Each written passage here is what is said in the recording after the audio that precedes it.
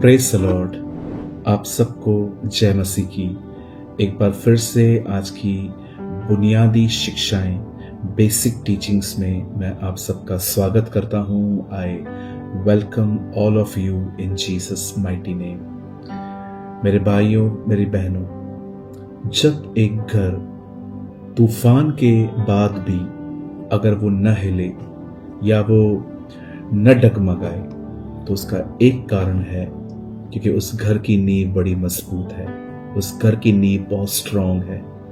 मैं आप में से हर एक को कहना चाहता हूँ, यीशु मसीह ने भी हमें एक घर की तरह कंपेयर किया है कि हम एक ऐसा घर बने जो चट्टान पर हो, चाहे आंधियां आए, तूफान आए, चाहे लहरें लगें, लेकिन वो घर नहीं गिरेगा क्योंकि वो घर चट्टान पर बना हुआ है।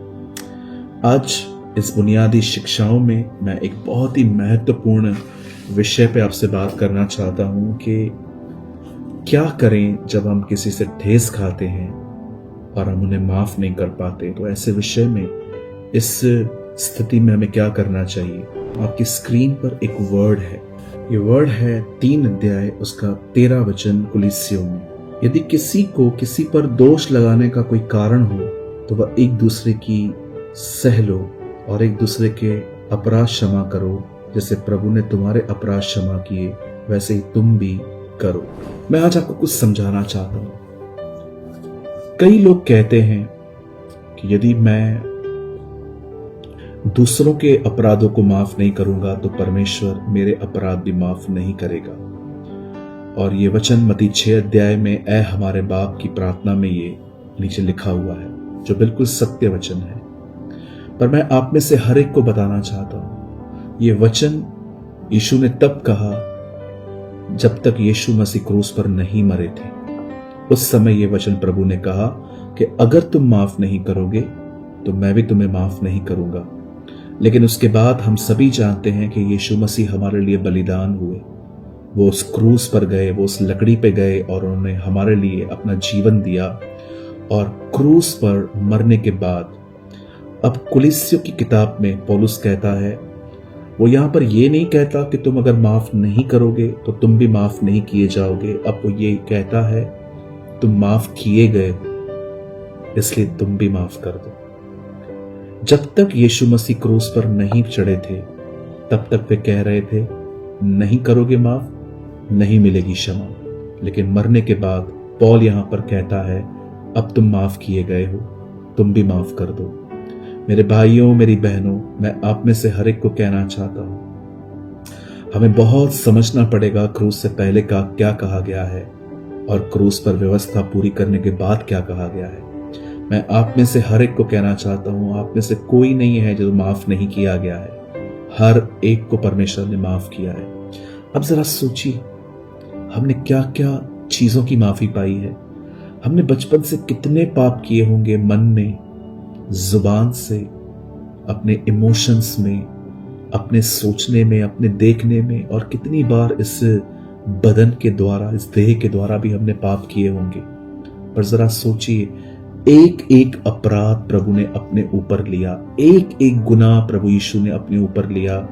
और बाइबल कहती है वो हमारे लिए मरा।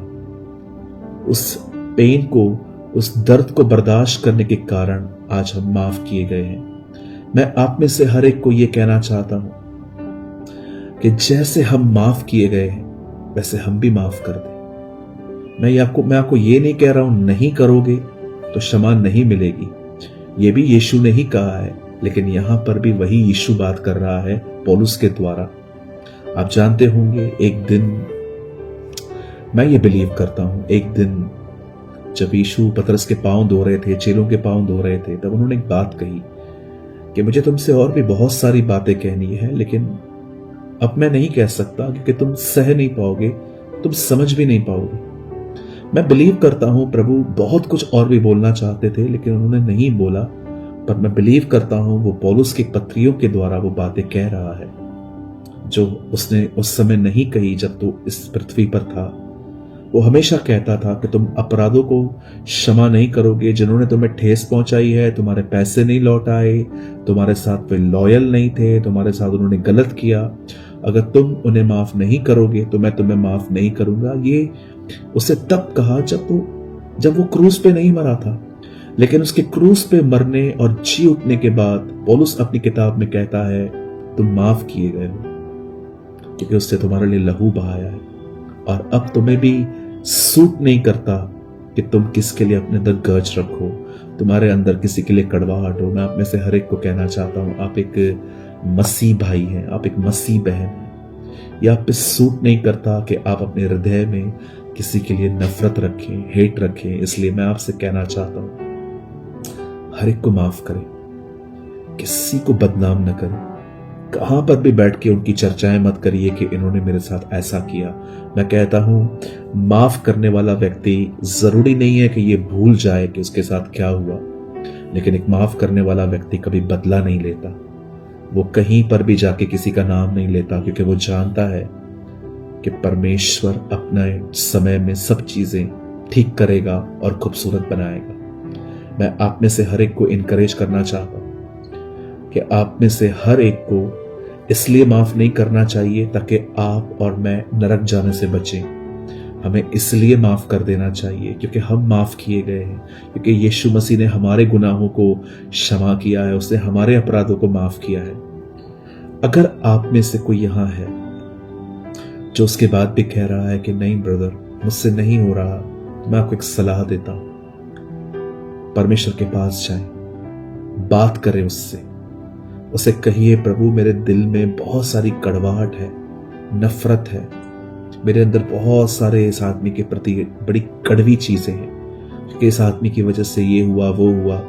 लेकिन उसके बाद परमेश्वर से कहिए, प्रभु बट मैं इसे माफ करना चाहता हूँ, मैं इसे माफ करना चाहती हूँ, मेरे हृदय को बदल, मेरे हार्ट को प्यूरिफाई कर। अब जानते हैं जब दाऊद ने बैतशबा के साथ गुनाह किया और जब उसे नातान नबी मिलने के लिए आया, और आप सभी जानते हैं कि नातान ने उसे बताया कि किस तरह उसने एक गंभीर अपराध और एक गुनाह किया है, उसी समय दाऊद घुटनों पर आया, उसने पश्चाताप किया।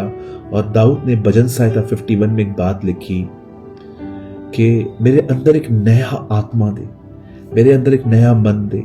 मैं आपको कहना चाहता हूं, यदि आप भी ये महसूस कर रहे हैं कि ब्रदर मैं किसी को माफ नहीं कर पा रहा, मुझे सब याद रहता है, मैं आप में से हर एक को कहना चाहता हूं, जाइए और खुदा से एक नया दिल मांगिए, एक नई आत्मा मांगिए, एक नया मन मांगिए। ओ उसे कहिए, खुदा मैं इस पुराने मन के साथ नहीं जी सकता, अब मुझे नया मन दे, और परमेश्वर आपको देंगे। याद रखिए, किसी को माफ न करना मन का नहीं, हार्ट का इश्यू है, और हमें अपने परमेश्वर से प्रार्थना करनी चाहिए कि वो हमारे हृदयों को साफ करने में हमारी मदद करे, ताकि हम लोगों को माफ कर पाए।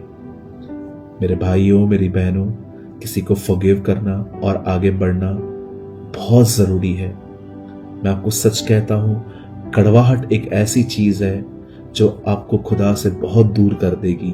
आपको लगेगा सब ठीक है, सब राइट है, लेकिन फिर भी आपके मन के अंदर, मैं आपको कहना चाहता हूं, यदि कड़वाहट रहती है तो आप ही हैं वो जो खुदा से दूर हो जाएंगे। उम्मीद करता हूं आज इस छोटे से वचन के द्वारा, इस छोटी सी काउंसलिंग के द्वारा आपने कुछ लर्न किया होगा, समझा होगा। और मैं बंद करने से पहले मैं आपको सेम वही बात कहना चाहता हूं, मेरे भाइयों, मेरी बहनों, इसलिए माफ न करिए कि अगर नहीं किया तो मैं नरक चला जाऊंगा, पर इसीलिए माफ करिए क्योंकि प्रभु ने आपको भी माफ किया है। उम्मीद करता हूं आपने इसे समझा होगा। यूसुफ के भाई जब यूसुफ से मिलने आते हैं, आप सोचिए यूसुफ क्या बन गया था।